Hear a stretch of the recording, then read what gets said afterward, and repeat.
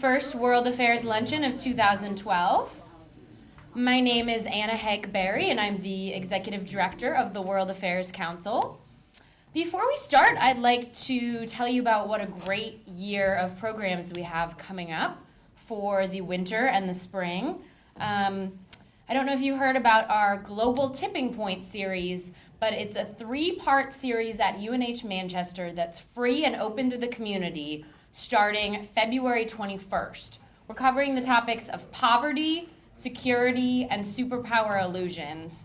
And we have some great speakers coming up just for the occasion. So I really hope that you'll grab a yellow flyer that's on the table and join us for those and help spread the word. We also have announced our Global Forum for April. We're pleased to have Senator George Mitchell joining us to help raise funds for the critical work of the World Affairs Council. As I'm sure you know, he is a former U.S. Special Envoy for Middle East Peace and Northern Ireland, and we're so honored to have him here in New Hampshire on April 23rd. That's a Monday, and you can already start purchasing tickets. We'll be excited to see you there. And you may or may not know that we run an international visitors program that brings people from around the world, emerging leaders, to our state. And I just want to share with you a few of the countries they're coming from in the coming months and remind you that you always have the opportunity to host some of these visitors in your home or perhaps provide a professional resource for them. Some of the countries they're coming from are Montenegro, Malaysia, China, Laos, India, Tajikistan, to name a few. And I'm sure there will be more coming up because we host anywhere from 250 to 300 visitors every year through the U.S. State Department. So I encourage you to find out more about that program and sign up to volunteer as a host of one of these visitors in your home. It's my great honor to introduce our speaker for today's World Affair Luncheon, who will explore the role of secret intelligence in this new century that has already been rife with possible threats from Iran to North Korea. He has also been a longtime supporter with his wife, Katie, of the World Affairs Council and our activities and programs, including Katie's work in, I believe it was the 80s, running our visitors programs. 80s and 90s. So we're very thankful for all they've done over the years. Dr. Wheeler graduated from Dartmouth College and Boston University and is Professor Emeritus of the University of New Hampshire. He's taught courses since 1965 in world history, Western civilization, Latin American history, Middle East studies, European history, history of secret intelligence, and espionage, to name just a few of his areas of expertise. Previously, he served in the U.S. Army and taught in the U.S. Army Intelligence School. He has also conducted a research fellowship for the Center for International Affairs at Harvard University, founded an intelligence studies-related archive at the University of New Hampshire, and lectured with the Foreign Service Institute, the Council on Foreign Relations, and the New Hampshire Humanities Council. He's currently working on a book for general audiences, tentatively titled Espionage, A Modern History, and teaches courses on intelligence and war at Granite State College. Please join me in welcoming Professor Doug Wheeler.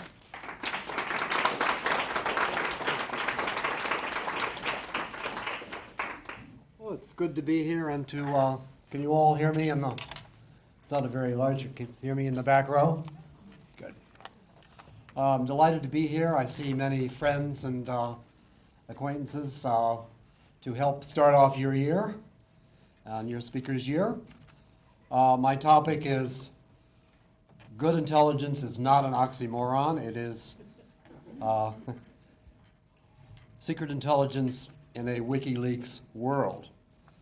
There's a story told at the CIA of a certain agent named XYZ who was sent from Langley, Virginia to locate and communicate with an agent in Tehran, Iran. And the name of the agent was, his real name, was Ahmed Khamenei bin Zaini. Actually, that's my made-up name. He was, this is the mission of XYZ. Find Ahmed in Tehran and communicate with him with the goals of the secret mission. So he left Langley, Virginia, flew to Paris. He changed there his disguise, his password, and his devices changed all the passwords and the usernames. He then flew to Frankfurt, where he did exactly the same thing, changed his disguise, changed his password, and changed all of his electronic devices configurations. Then he flew from Frankfurt to Vienna, did the same thing, and he took a plane out to Tehran, where he landed, and in the restroom he changed everything again. His instructions: take a taxi from the airport to 645 Ahmed Street, and then contact Ahmed. And so he gets in the cab, takes off, arrives at the correct address. He walks up and he's surprised. He sees that the door is one of those apartments where you have the buttons with the names next to it and the floors, and you have to press the button to find the correct individual. So he goes up to the board and he looks and he sees in the second floor, Ahmed, and he pushes the button and the door opens. And he goes up to that floor, the second floor, and he knocks on the door, giving, of course, the correct knock. And then he opens the door, and a short individual wearing a tape measure around his neck greets him. And he, Agent XYZ, in his best Farsi, then gives him the password and welcomes him. And the individual, with a surprised look, takes one look at XYZ, and then a big smile breaks out on his face, and he says, yes, this again. This is second floor. I am Ahmed the tailor. You want floor 8, Ahmed the spy. We live in an intelligence world where there's a surfeit of information, but there's not that much good intelligence. And my motto for the day, I'm going to go back to World War I. Of course, as a historian, this is appropriate, but we often forget that the genius of the Zimmermann telegram operation, which helped get the United States into World War I, a big turning point in history, the genius was a naval officer named Admiral Reginald William Hall. And Hall was the head of naval intelligence for almost all of World War I, but his job mainly was to break the German communication code systems, signal intelligence. And he spent a lot of time in a little room in London called Room 40. And in that room, they broke the code, which revealed the contents of this incredible message, the Zimmermann telegram. Well, what did Hall have to tell us? About 100 years later, he said at one point at the end of the war, wisdom is better than weapons of war. Wisdom is better than weapons of war. And the word wisdom has two meanings. Wise policies help in these conflicts, but also, maybe just as important, because the wise policies should be based on intelligence that is good and usable, good intelligence. And then sometimes weapons don't have to be used.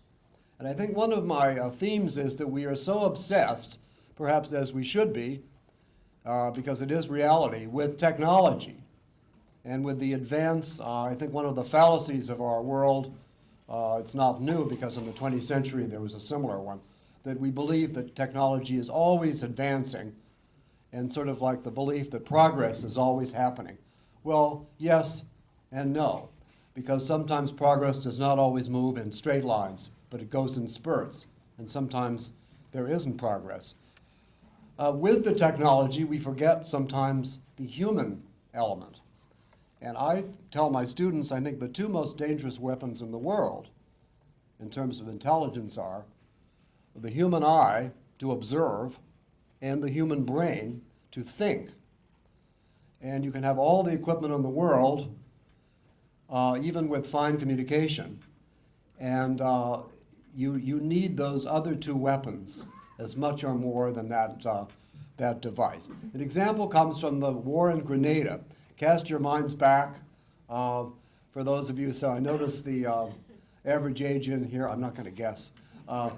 Yeah, but let's just say the early 1980s, 30, 40 years ago, there was a conflict called the Grenada War in the Caribbean area, the island of Grenada, and there had been a revolution there where American citizens and others were endangered and were kept, were hostages, and so the U.S. Army and our Marines, we invaded the island of Grenada, and there was a big problem with communication. One lieutenant of one unit suddenly found that these very fancy radios that the Pentagon had supplied, this fellow's radio did not communicate with the people on the island of Grenada or Washington. And so he didn't know what to do. And someone said, well, call your mother. And so he went to a payphone, and I'm not sure he got a nickel because he probably didn't have Grenada coins, but let's say he called the United States, he called his mother, and he said, Mother, would you call the Pentagon for me? And she did, and they got hooked up between his unit and Washington, D.C., in the Pentagon. Now, stranger things happen in this world of the new technology. My main thesis, besides my motto for the day, is that we have a very large, the largest in the world at the moment, intelligence system. I'm not going to call it a community because, let's be frank, it doesn't always act like a community. There's a little bit of infighting. There's certainly a lot of overlap, and there certainly is waste. But let's just call it a system. It is the largest system in the world, and I'll give you a few facts about that which are available to the public. It's vast. It is multi-layered. It is complex. It is, besides the federal level, you have other levels at city, county, and state. I think what we need in order to make this clear, this issue clear of what is happening to our intelligence system, and I'll just try to describe it in a minute, is a public debate that includes our schools, high schools, colleges, and other schools, to discuss what is the importance of intelligence in our world. We should be having a public debate about it, not only as taxpayers, but as thinkers. What is it all about? What do we need? And what are we doing with it?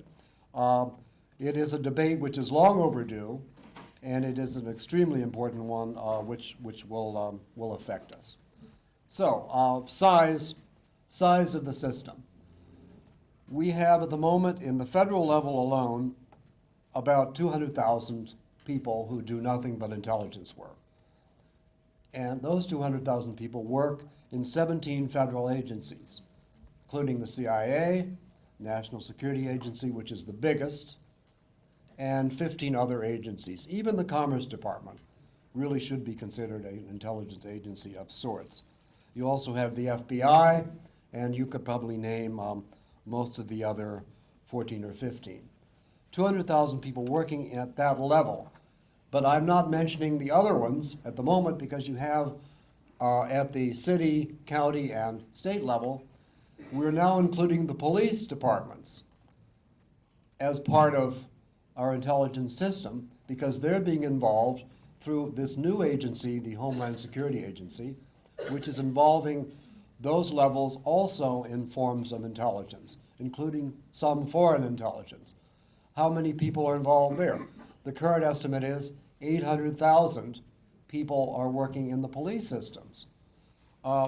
So you have it's a vast system.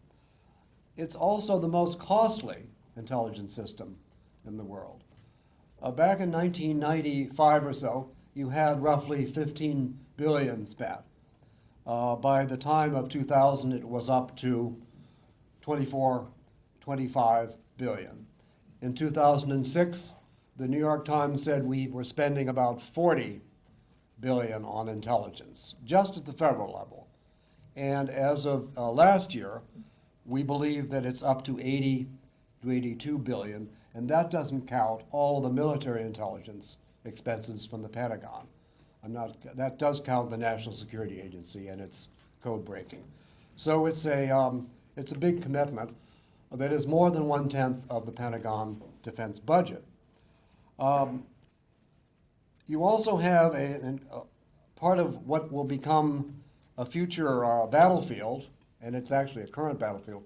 The cyber war story definitely is part of the story of the size and the expense of the intelligence system.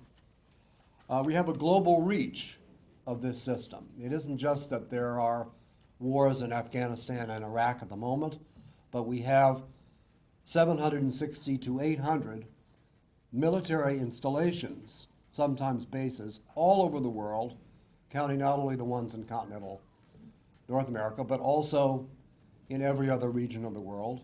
And every one of them has some intelligence in it, some intelligence units. This is a lot.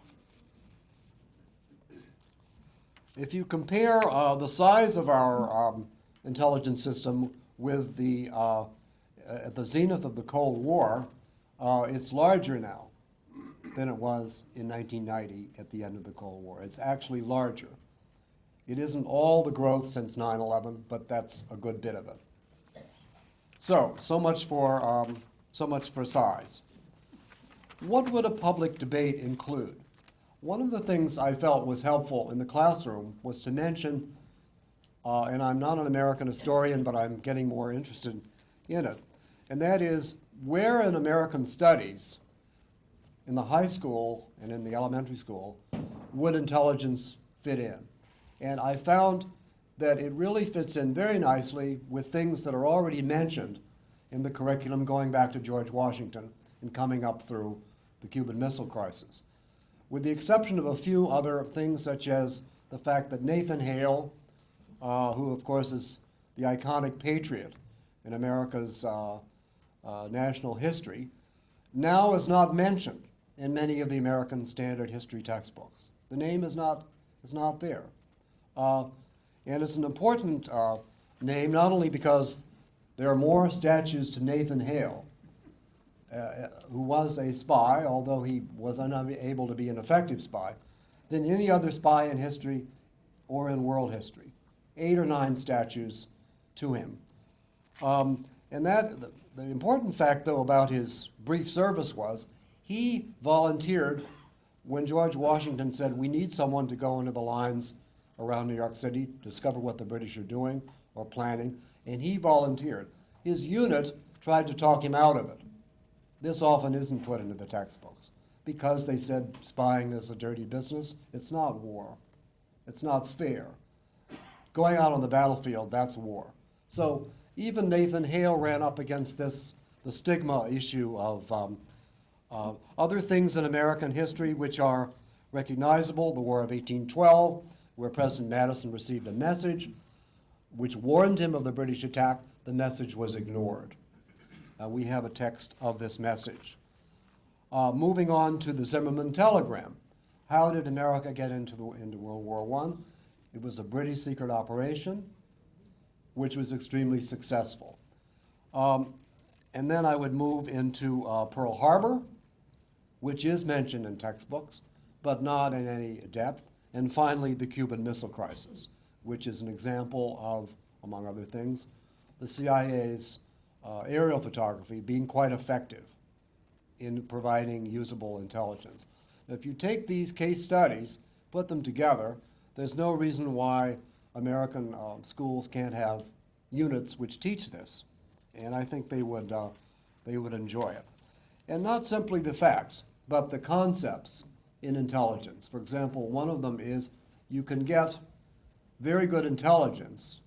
President Madison, the message to him was good intelligence. It was timely. There was time to prepare for an attack. It was usable. You could read it. You didn't know who sent it because the person didn't sign his name. Was probably a sailor on one of the British ships who had been impressed or kidnapped. But he had good intelligence. But that's not enough because the message was ignored. It was not used. It was filed away and forgotten. And so when the British attacked Washington and burned down the Capitol and so forth, the White House, this was not really a surprise in terms of that message. So I think the lesson there is you can have, it's a more complex thing than to say the spy or agent communicates with the leader. There has to be more than that. It has to be used, and the message has to be used, or the intelligence has to be used. Seems simple, but it doesn't always work out that way. I think as part of our national debate, to move on to what should we know and what should the public know, apart from the issues of secrecy, of course, which are complex. I think one of the areas where we can do so much more work, it's obvious for this group, but when you talk about it in schools, people are surprised. Foreign languages, foreign history, area studies. These areas really need more work. We need many more people who can not only Arabic and Chinese, but other languages. And we really can't overdo in knowledge of foreign languages. And I think although we've improved since 9/11, there are now grants.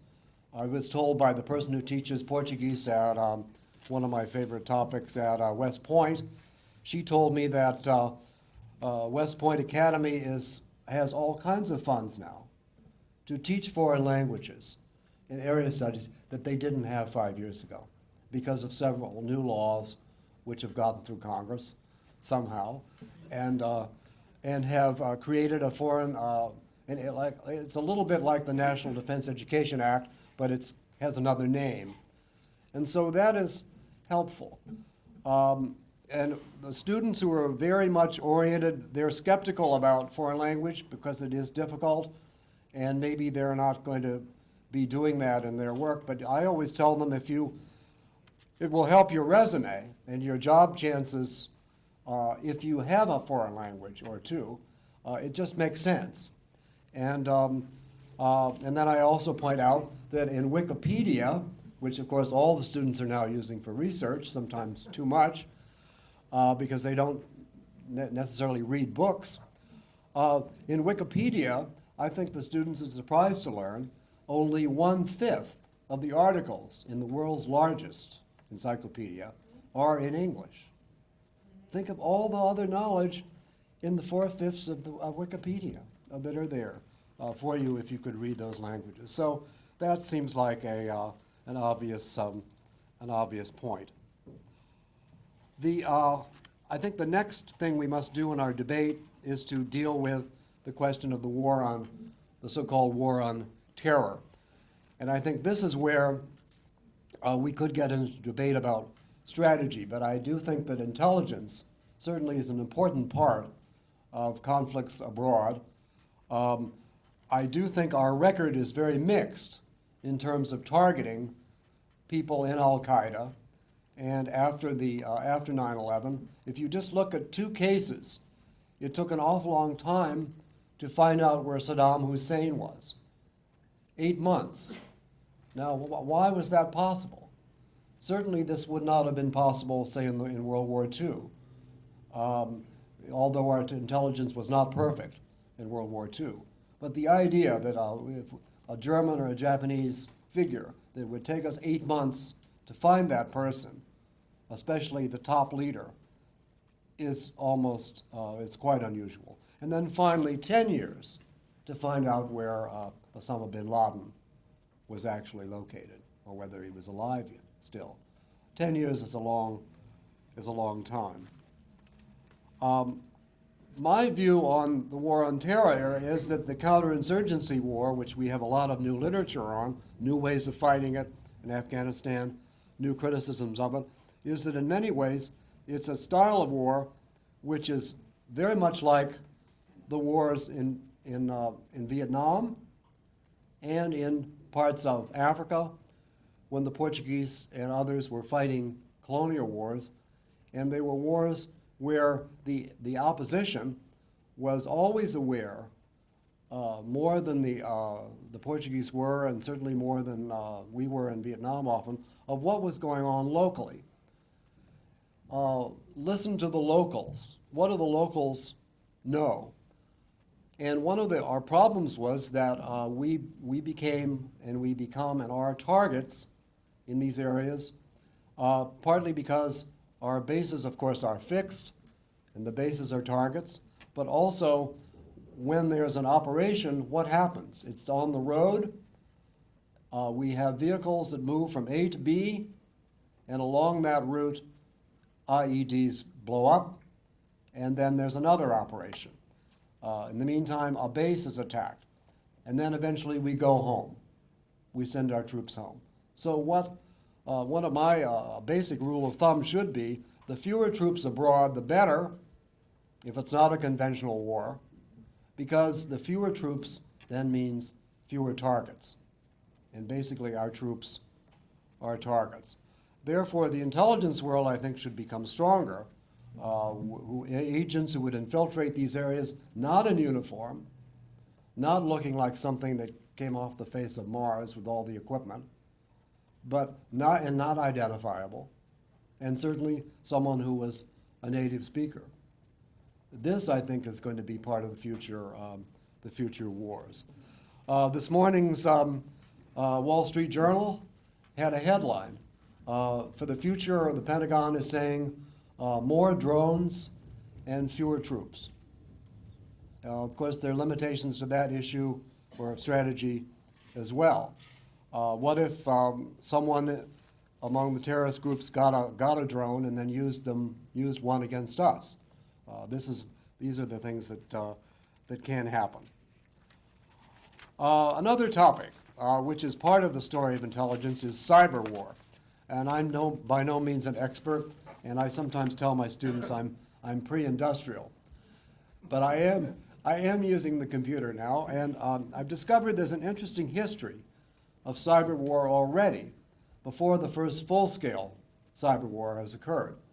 In the 1990s, when NATO was engaged in fighting in the Balkans, there was a case where the United States, in a cyber war, helped confuse, make chaotic the communications of the Serbian forces. And this made a big difference. So as much, perhaps almost 15 years ago, there was an early case.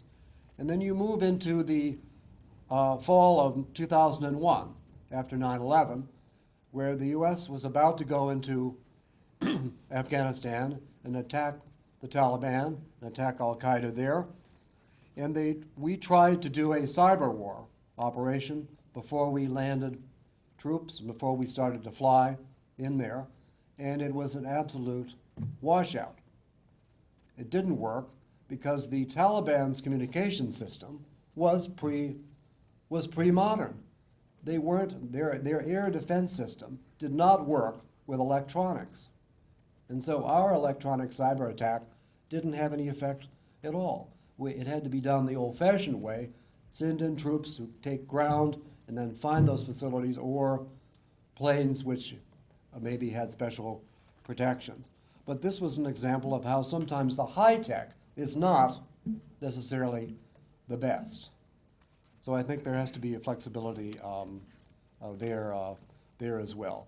One of the other cases of cyber wars, in 2007, there was a case in Estonia where the Russians, certain people in Moscow, got very angry at the Estonians, who, of course, by this time had become independent and had broken away from the Soviet Union, now Russia. The Estonians pulled down a statue of Stalin in the capital of Estonia and displayed this to the world, again through the cyber world, and it infuriated the nationalists in Moscow, who then decided to attack Estonia in a cyber war. And they tried to, and they did, really do quite a job on Estonian communications. So this was an early example of a cyber war that didn't turn out to be a shooting war. The next one was a shooting war. In Georgia, before the Soviet, the Russian, sorry, before the Russian troops invaded, they attacked Georgia's communications systems, and they did quite a job on them. So these are other examples. We do know that the Chinese are probably the world's leaders in this area of preparing a cyber attack before there's an event. Actually, I'd like to have a little time for discussion, so what I'd like to do now is talk about some of the Homeland Security issues and then move on to a conclusion. One of the issues in the world of intelligence at the city and county and state level is a kind of an alarmism about who is a terrorist and who is not a terrorist. And we've had recent examples of this happening, where the Homeland Security offices have carried out extensive programs with local police departments, talking about who might be suspects, surveillance issues, so forth and so on. It's a well-funded, large program, as is the Homeland Security Department itself. It's growing. Some people have told me they feel that the Homeland Security budget may push the Pentagon's budget someday, and this is an interesting possibility. Case study. In Los Angeles, sometime in the last year, the police department of Los Angeles had gone through a Homeland Security program which involved something called, quote, suspicious activity reporting. And in this program, the police were trained by Homeland Security people to look for possible suspicious activities.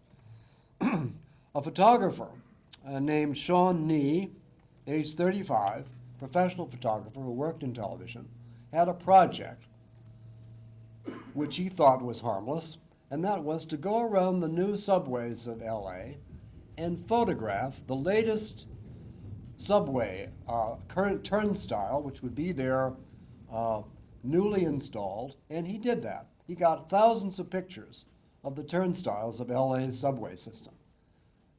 Well, this was trouble, because he immediately became a suspect, and they photographed him doing this, and he was arrested. Now, he was released eventually, but it was an example of this sort of overkill, which happened in this particular, not at the federal level, but at a level that is more in the area of municipalities. I want to quote, finally, a poem. Some of you may have heard that Kipling wrote a lot of poetry besides his famous spy novel, Kim. He wrote a little 1913 poem called The Spy's March. The Spy's March. And it sort of summarizes what intelligence should be trying to do, but with only the places where in 1913 there was going to be a war or could be a war. And it's limited because today we have 2 more places where wars can occur. One of the stanzas in Kipling's poem is, what does he meaning the enemy or potential enemy, what does he next prepare? Whence will he move to attack? By water, earth, or air? How can we head him back? That is the work for a spy, unquote.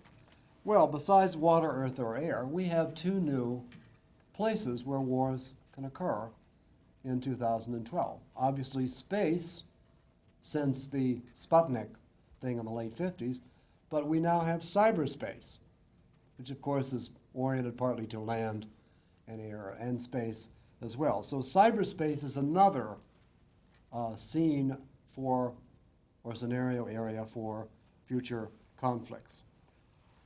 Wisdom is better than weapons of war. I strongly believe that, and I've hoped I've provoked several of you in any of it, and I'd be happy to answer any questions you have.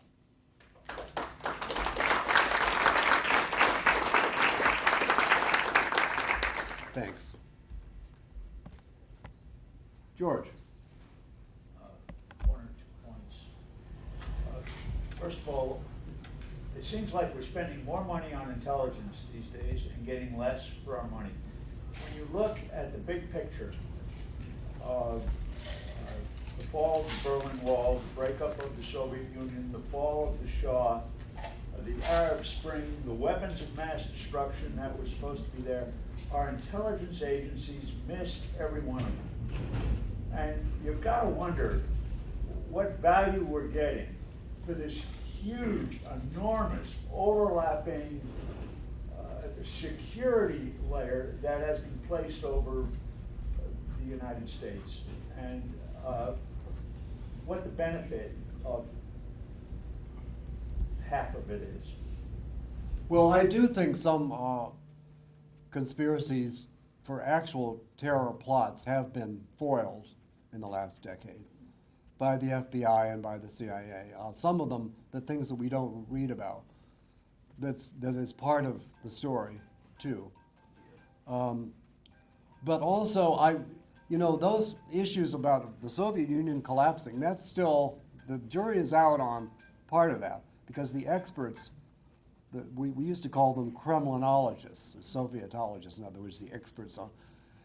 There was a group of them who estimated that it was highly likely the Soviet Union was going to implode, although the majority of their colleagues disagreed and said, oh, they'll go on, they're so strong, and they're so good at protecting themselves, they'll go on for a lot longer. But 25, 30% of those analysts were saying, and so that was, maybe they weren't listening, maybe the right people aren't being listened to. That's part of the, but that's a very good question, George. What good does it do? My view is the smaller, the better for intelligence services. But once you reach a certain level, how do you cut back? What are the politics of, it's very hard to, there's a strong lobby. One of them is called AFIO, Association of Former Intelligence Officers, which I've been a member of. They want to make sure that that bureaucracy sort of stays intact. So but again, it's another reason for the debate in the public. What are we doing? What good is it? How can we do better? What do other countries do? I still believe the two top intelligence services in the world are from smaller countries.